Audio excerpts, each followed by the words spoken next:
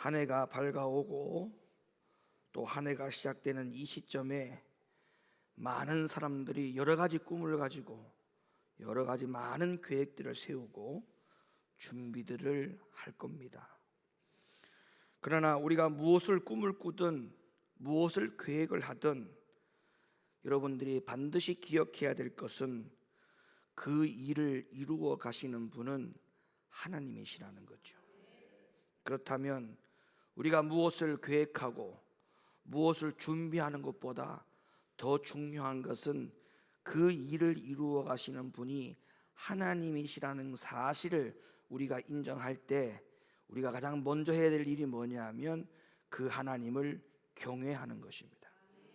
그래서 오늘 2023년도 한 해가 다 저물어가고 2024년 새해라고 하는 것이 밝아오는 이 시점에 우리가 무슨 생각을 하고 이 새해를 맞이해야 될 것인가 라고 하는 이러한 중요한 기점에 놓여 있는데요, 우리가 가장 무엇보다도 중요하게 생각되어질 것이 바로 나는 하나님을 경외하면서 살리라. 하나님을 경외하면서 살아가는 2024년도가 되어질 때 하나님은 우리에게 우리가 무엇을 준비하고 계획하였던지 간에 그것은 하나님을 경외하는 사람에게 주어주시는 축복인 줄로 믿으시기를 바랍니다. 이 말을 바꾸어서 말하면 아무리 우리가 많은 것을 계획했다 할지라도 꿈을 꾸었다 할지라도 하나님을 경외하지 않는 사람에게는 우리의 모든 일들이 성사되어지지 않습니다. 그렇기 때문에 우리가 어떤 것을 계획하느냐 그보다 더 먼저 돼야 될 일은 그 일을 이루어 가시는 분이 내가 아니고 하나님이기 때문에 우리는 철저하게 하나님을 경외하고 살아가야 한다. 그 생각과 다짐과 결심이 우리에게 가장 우선되어야 할 일이지요. 그러면 하나님을 경외하면서 살라고 하는 것이 바로 뭐냐 하면 그게 바로 믿음 생활인 것입니다. 세상의 방법을 동원해서 가는 것은 믿음 생활이 아닙니다. 때로는 세상이 할 수 없는 일도 할 수 있도록 하는 일이 그것이 하나님의 일이잖아요. 모두 다 안 된다라고 할 때 그것을 가능케 하시는 것은 하나님이시잖아요. 모든 것이 무너질 때 그 가운데서 세워가시는 분은 하나님이시잖아요. 그렇기 때문에 우리가 하나님을 경외하면서 사는 것은 이 자체가 바로 믿음 생활입니다. 그러니까 믿음 생활 한다라고 결심 각오하면서 하나님을 경외하는 일을 배제하고 나만의 방법으로 믿음 생활하는 것은 그거는 온전한 믿음 생활이 아니고 그거는 하나님이 원하는 방법의 믿음 생활이 아닙니다. 믿음 생활의 모든 전초가 뭐냐? 처음부터 마지막까지 하나님을 경외하는 것으로 시작하여서 하나님을 경외하는 것으로 끝나는 것이 모든 것이 이 자체가 믿음 생활이라고 하는 것이거든요. 그렇다면 우리는 왜 하나님을 경외하는 것이 이토록 중요하냐? 왜 하나님을 경외하는 이 삶을 우리가 절대 놓아서는 왜 안 되느냐? 왜 하나님을 경외하는 이 삶을 우리가 틈틈이 해서도 안 되고 매일 순간 놓치지 말고 해야 되느냐? 우리는 그 부분에 대해서 알 필요가 있을 것 같습니다. 오늘 본문의 말씀은 여러분 잘 아시는 전도서의 말씀이지요. 전도서는 누구의 이야기를 기록해 놓았느냐라고 질문하면 여러분들은 이미 잘 알고 계십니다. 바로 솔로몬 왕에 대한 이야기지요. 솔로몬의 무슨 이야기를 전도서에 옮겨 놓은 것입니까? 기록해 놓은 것입니까? 솔로몬 왕은 왕으로 살면서 그 어떤 누구보다도 더 많은 즐거움을, 그 많은 부를 누렸던 사람이다라고 고백하면서 나보다 부를 많이 누렸던 사람이 있으면 나와봐라. 나보다 더 많은 즐거움을 누렸던 사람이 있으면 나와보라. 아무도 없지 않느냐? 내가 누구보다 더 많이 부를 누렸고 즐거움을 누린 사람인데, 내가 누구보다도 많은 쾌락을 누려봤던 사람인데, 그러나 내가 모든 그 누림으로 내가 얻은 결과가, 깨달은 바가 뭐냐? 그 모든 것은 다 헛되고 헛되다라는 것입니다. 그리고 이 인생의 모든 마지막에 결국에는 하나님의 심판이 있으니 그러니 하나님을 경외하는 것이 사람의 본분이다. 즐거움을 누리는 것보다, 쾌락을 누리는 것보다, 어떤 것을 성취하고 이루는 것보다, 그보다 더 중요한 것은 모든 사람에게는 선악간의 심판이라는 것이 기다리고 있는데, 그렇다면 하나님을 경외해야 하는 것이 사람의 본분이다. 이 교훈을 바로 솔로몬 왕이 전도서에서 자신의 생애를 담아 우리에게 그 교훈을 가르쳐 주고 있어요. 자, 솔로몬 왕이 깨달은 바를 다 알고 있는 말씀이지만 우리가 한 번 더 확인해 보겠습니다. 전도서 3장 1절, 천하의 범사가 기한이 있고 모든 목적이 이룰 때가 있나니 날 때가 있고 죽을 때가 있으며 심을 때가 있고 심은 것을 뽑을 때가 있다. 맞는 말씀인 줄로 믿으시면 아멘 하시길 바랍니다. 다 기한이 있고 다 때가 있다는 거예요. 사람도 날 때가 있고 죽을 때가 있고, 모든 피조의 모든 이치도 심을 때가 있으면 그 심은 것을 뽑을 때가 있다라고 하는 이 기한, 이 기한을 왜 솔로몬이 이야기를 하고 있는지 아십니까? 이어서 17절 말씀을 보면 왜 이 말씀을 하고 있는지 이유가 나오죠. 내가 심중에 이르기를 의인과 악인을 하나님이 심판하시리니 이는 모든 목적과 모든 일이 이룰 때가 있음이라. 그러니까 솔로몬이 무엇을 깨달았느냐 하면 사람이 날 때가 있고 죽을 때가 있고, 그러나 그 이후에는 하나님이 사람을 심판하실 때가 있다라고 하는 것을 깨달았기에 그 말씀을 하고 있는 것입니다. 그러니까 사람의 본분이 뭐다? 하나님을 경외하는 것이 가장 우선이다. 내가 무엇을 꿈을 꾸고 어떤 비전을 세우고 내년에는 어떤 것을 이루어야지 그 목표를 세우는 것보다 훨씬 더 중요한 것이 사람의 본분이 뭐라고요? 하나님을 경외하는 것이라고요. 그래서 2024년 이 새해라고 하는 이 출발의 시점에 여러분들이 다 놓여 있는데, 여기에서 여러분들이 가장 먼저 해야 될 본분이 뭐다? 2024년도에는 우리 가정이 이런 가정이 되었으면 좋겠다, 그 계획을 세우는 게 먼저가 아니고 하나님을 경외하는 사람 돼야 되겠다. 하나님을 경외해야 되겠다. 왜? 우리에게는 언젠가는 죽을 때가 있다. 기한이 있다. 그 기한에는 하나님의 뭐가 있다? 심판이 있다. 그리고 이 모든 사실을 깨닫게 된 솔로몬이 내린 결론이 뭐냐? 전도서 3장 12절에 이렇게 말씀하고 있습니다. 사람이 사는 동안에 기뻐하며 선을 행하는 것보다 나은 것이 없는 줄을 내가 알았다. 사람이 사는 동안에 기뻐하며 또한 선을 행하는 것보다 나은 것이 없다. 그러면 여기서 선을 행하는 것보다 나은 것이 없다라고 말한 이 선이 뭘까요? 그냥 주변에 많은 불쌍한 사람들을 도와주는 선? 길거리 지나가다가 쓰레기를 줍는 선? 착한 일을 하는 그런 선을 말할까요? 아니에요. 솔로몬 왕이 사람이 살아가는 동안에 가장 어디에 기뻐해야 되느냐? 선을 행하는 것에 기뻐해야 되는데, 여기서 말하는 선이라고 하는 걸 분명히 알아야 내가 살아가는 동안에 이 선 때문에 기뻐하는 삶을 살아갈 수 있다는 것이니까, 그럼 여기서 말하는 선은 뭘까요? 에베소 2장 10절 말씀, 우리는 그의 만드시는 바라 그리스도 예수 안에서 선한 일을 위하여 지으심을 받은 자니 이 일은 하나님이 전에 예비하사 우리로 그 가운데서 행하게 하려 하심이라. 자, 우리를 선한 일을 하도록 하나님이 지었다. 근데 누구 안에서라고 했냐면 예수 안에서, 이렇게 얘기했어요. 예수 안에서 선한 일을 위하여 지으심을 받은 자니, 예수 안에서 살아가는 그 자체가 바로 선이라는 거예요. 그러면 솔로몬 왕이 깨닫는 바가 뭐냐? 내가 사람이 살아가는 동안에 내가 선을 행하는 기뻐함으로 사는 것이 가장 좋은 일이다. 그러면 선이 뭔가를 봤더니 도덕적인 선을 말한 게 아니고 예수 안에서 살아가는 그 삶이 선이다라고 정의를 내리고 있죠.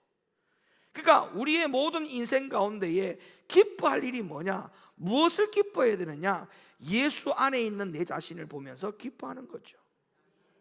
여러분들이 2024년도를 한 해를 살아갈 때 내가 하나님 안에 들어와 있음을 기뻐하십시오. 예수 안에 들어와 살아가는 것을 기뻐하십시오. 노푸드 교회 안에 구성원으로서 살아가는 이 자체를 기뻐하십시오. 내가 많고 많은 교회 중에 정말 진리가 있는 이 교회 안에 내가 성도로서 하나의 구성원으로서 목사님과 함께 이렇게 신앙생활을 주님 오실 때까지 함께 할 수 있다는 이 자체가 하나님께서 원하시고 계시는 예수 안에서의 선이라는 거예요. 이걸 기뻐해야 돼요. 이걸 기뻐해야 돼요. 그러면 악은 뭘까요? 악. 예레미야 2장 19절 말씀, 네 악이 너를 징계하였고 네 패역이 너를 책할 것이라. 그런즉 네 하나님 여호와를 버림과 네 속에 나를 경외함이 없는 것이 악이요 고통인 줄 알라. 주 만군의 여호와의 말이니라. 여러분 2023년도 한 해를 쭉 되돌아보십시오. 우리 인생에 있어서 고통인 줄 알았던 그 고통들이 다 뭐냐 하면 내 생각과 계획대로 이루어지지 않은 사실에 대하여만이 고통인 줄 알고 살았어요. 우리가 이렇게 좀 내가 하는 일들이 이렇게 좀 되었으면 좋겠는데 내가 원하는 대로 되지 않음에 대하여 여러분들이 고통했지 않습니까? 근데 성경을 보세요. 뭐가 고통이라고 했습니까? 내 하나님 여호와를 버림과 네 속에 하나님을 경외함이 없는 것이 악이요 이 자체를 가지고 고통인 줄 알아. 네 속에 하나님이 없고 하나님을 경외함이 없는 것이 악인데 이 자체를 가리켜서 너희가 고통인 줄 알라. 그러면 2023년도 한 해 동안에 내가 이렇게 좀 되었으면 좋겠는데 내가 원하는 대로 되지 않았던 그 삶을 가리켜서 고통의 삶을 살았던 것은 참으로 어리석은 삶입니다. 그게 사실은 고통이 아니었어요. 그보다 더 큰 고통이 원래 있었어요. 그보다 더 진정한 고통이 원래 있었어요. 나에게. 그게 어떤 고통이었다는 겁니까? 내 속에 하나님이 없고 하나님을 경외함이 없는 것이 그게 고통이었는데 그 고통은 고통인 줄 모르고 내가 하고자 하는 일들이 되지 않음에 대하여 그걸 고통으로 살았으니, 그러면 우리가 이 마음이 똑바로 정립이 안 되고 정리가 안 된 상황에서 2024년도를 살아갈 때 내가 하나님을 경외하자라고 말하면서 하나님을 경외하지 않는 것이 고통인 줄 모르고 살아간다면 여러분에게는 또 다른 결단이 얼마 못 가서 또 무너집니다.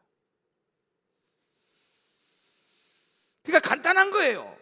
예수 안에 사는 것을 기뻐해야 되고 하나님 밖에 나가 있는 것을 고통스럽게 생각해야 돼요. 그러니까 우리에게 인생에게 있어서 기뻐함과 고통은 한 가지밖에 없어요. 예수 안에 있으면 즐거움, 기쁨. 예수 밖에 있으면 고통.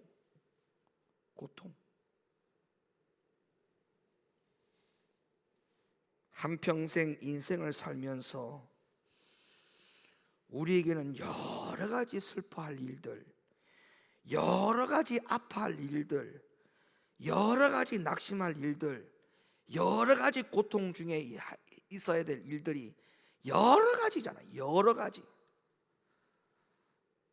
여러분, 정말 여러분에게 원합니다. 2024년도에는 여러분들에게 여러 가지 고통, 여러 가지 아픔, 여러 가지 상처라는 것은 없습니다.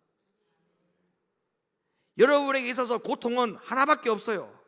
뭐냐? 여호와를 경외하지 않는 것은 그거 하나의 고통이에요.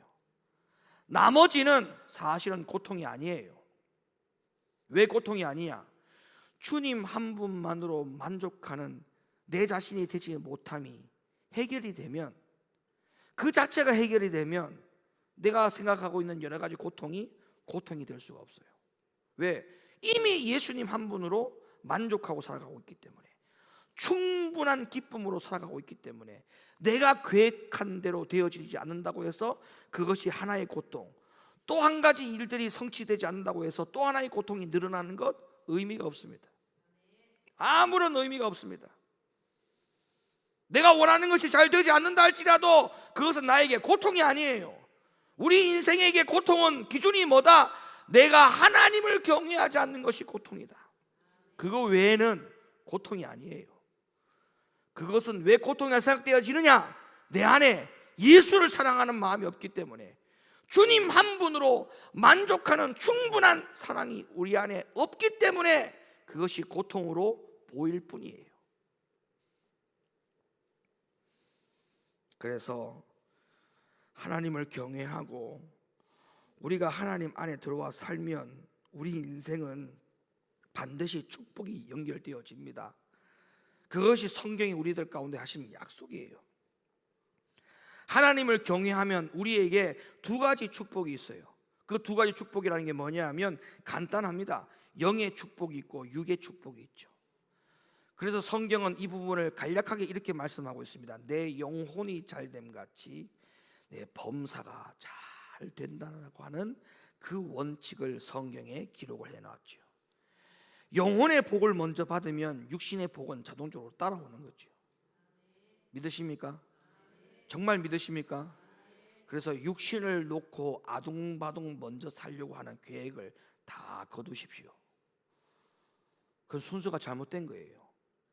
아무쪼록 영혼을 위해서 아둥바둥 살면 육신 것은 내가 아둥바둥 살지 않아도 따라옵니다. 이게 하나님의 법입니다.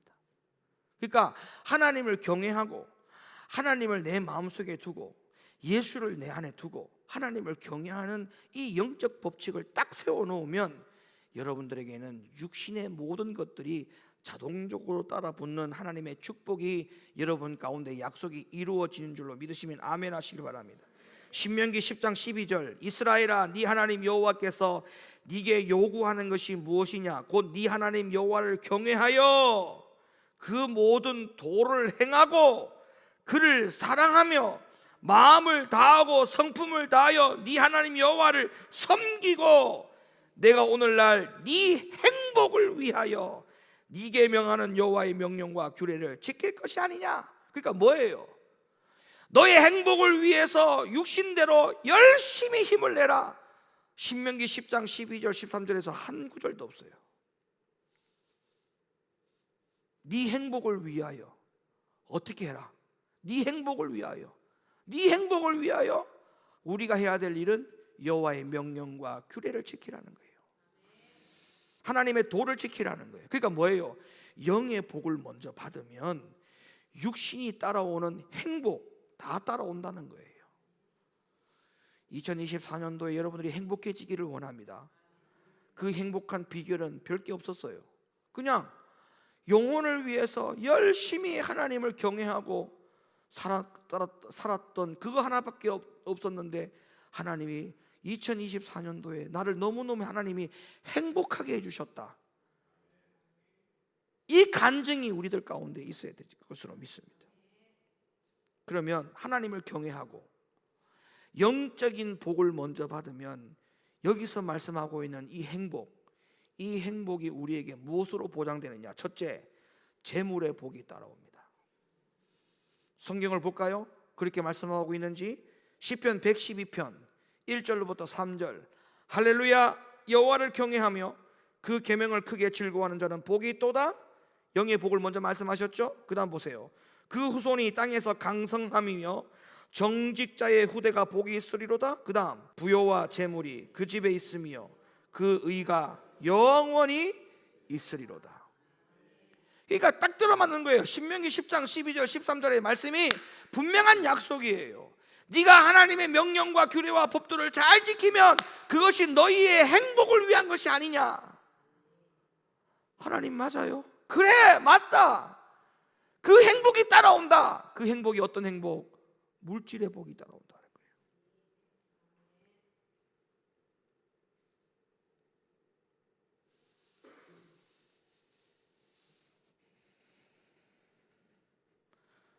하나님을 경외하는 사람과 하나님을 경외하는 사람만이 로또 복권을 사도 대박이 나지, 하나님을 경외하지도 않고 로또에 의지하면 하나님이 로또를 당첨시키지 않습니다. 그리고 또 하나, 로또에 당첨시키면 하나님을 떠날 것 같은 사람들은 하나님이 로또에 당첨시키지 않습니다. 왜? 하나님은 너무 잘 알거든요. 우리의 심장 폐부를 다 아시잖아요. 그러니까 여러분들이 스스로를 인정하셔야 돼. 내가 정말 하나님을 경외하는지. 그러면 로또 복권 사세요. 하나님 복 줄 수 있어. 근데 경외하는 마음이 없어, 그 로또 사지 마요. 그거 돈만 갖다 버려.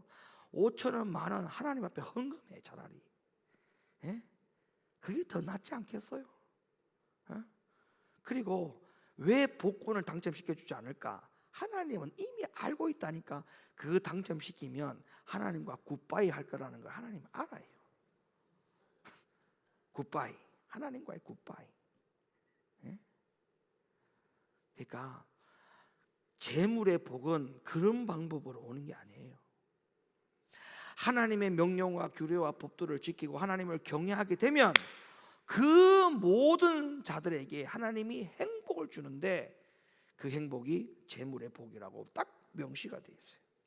잠언 22장 4절 말씀, 겸손과 여호와를 경외함의 보응은 재물과 영광과 생명이다. 하나님 경외하면 어떤 보응을 주신다? 재물 주신다. 재물. 하나님을 경외하면 재물이 따라와요. 그러니까 세상 사람들 앞에 가가지고 샤바샤바 하지 말고 하나님 앞에 와서 샤바샤바 하셔야 돼. 세상 사람들한테 눈치 보지 말고 하나님 눈치를 보세요. 재물은 하나님이 가져다 줘요. 하나님이 사람을 통해서 하나님이 가져다 줘요. 아무쪼록 다가오는 2024년도에는 여러분의 모든 가정과 사업장에 재물의 복을 통하여 행복해지기를 예수님의 이름으로 축원합니다. 그러기 위해서는 뭐 한다고요? 하나님을 경외해야 돼요. 두 번째, 하나님을 경외하면 우리에게 행복을 주신다고 했죠. 두 번째 행복이 뭘까요? 문제가 생기지 않습니다. 문제가 일어나지 않습니다. 문제가 일어나더라도 금방 해결됩니다. 잠언 19장 23절, 여호와를 경외하는 것은 사람으로 생명에 이르게 하는 것이라. 경외하는 자는 족하게 지내고 재앙을 만나지 아니하노라. 하나님을 경외하는 자는 또 행복을 주는 거예요. 또 행복을 줘요. 어떤 행복? 재앙을 만나지 않는다. 잠언 24장 16절, 대저 의인은 7번 넘어질지라도 다시 일어나려니와. 할렐루야. 그러니까 문제가 오긴 오는데 그 문제가 비껴나서 의인이 다시 일어설 수 있도록 해주신다. 7번 넘어지는 문제가 오더라도 다시 일어설 수 있도록 하나님이 만들어준다는 것은 이 문제가 금방 해결되어진다는 거예요. 그 다음에 악인은 재앙으로 인하여 엎드러진다. 여기서 말하는 악인은 아까 뭐라 했어요? 악인은 뭐라 했어요? 하나님을 버림과 하나님을 경외하지 않는 것이 악이요, 그렇죠? 여기서 악인은 바로 그걸 말하잖아요. 그러니까 하나님을 경외하지 않으면 한 번 넘어져도 KO가 되는 거예요. 다시 못 일었어. 근데 하나님을 경외하는 자는 7번 넘어져도 일어나요. 그러면 이 사람 행복한 사람 맞죠? 그러니까 여호와를 경외하는 자는 행복을 준다는 말이 맞는 말이에요. 그리고 세 번째로, 하나님은 또 하나님을 경외하는 자에게 어떤 행복을 주시느냐? 후손과 후대가 복을 받습니다. 여러분의 자녀가 잘 되기를 원합니까? 여러분의 후대가 잘 되기를 원합니까? 그러면 여러분이 경외하십시오. 여러분들이 하나님을 경외하셔야 돼요. 시편 112편 1절, 할렐루야, 여호와를 경외하며 그 계명을 크게 즐거워하는 자는 복이 있도다. 그 후손이 땅에서 강성하며 정직자의 후대가 복이 있으리로다. 후대가 복이 있다잖아요. 뭐 때문에? 하나님을 경외하고 그 계명 지키는 것을 즐거워할 때, 하나님의 계명을 지키는 것을 즐거워하는 자, 그런 자에게는 후대와 후손이 복을 받는다. 시편 103편 17절, 여호와의 인자하심은 자기를 경외하는 자에게 영원부터 영원까지 이르며 그의 의는 자손의 자손에게 미치리니 곧 그 언약을 지키고 그 법도를 기억하여 행하는 자에게로다. 여러분, 부모의 당대가 하나님을 경외하면서 잘 섬기는 삶이 결코 아무런 삶이 아닌 것이 아닙니다. 부모가 당대에 하나님을 잘 섬기면 그 후손과 후대는 반드시 복을 받아요. 아브라함과 그의 아들 이삭이 복을 받은 것 여러분 아시죠? 이삭이 복을 받은 것은 이삭이 잘해서 그런 게 아니에요. 아브라함이 하나님을 경외했기 때문에 이삭이 덤으로 받은 거예요. 이삭이 엄청나게 그 축복을 받게 되었죠. 성경은 이렇게 기록하고 있습니다. 창세기 26장 5절, 이는 아브라함이 내 말을 순종하고 내 명령과 내 계명과 내 율례와 내 법도를 지켰음이니라 하시니라.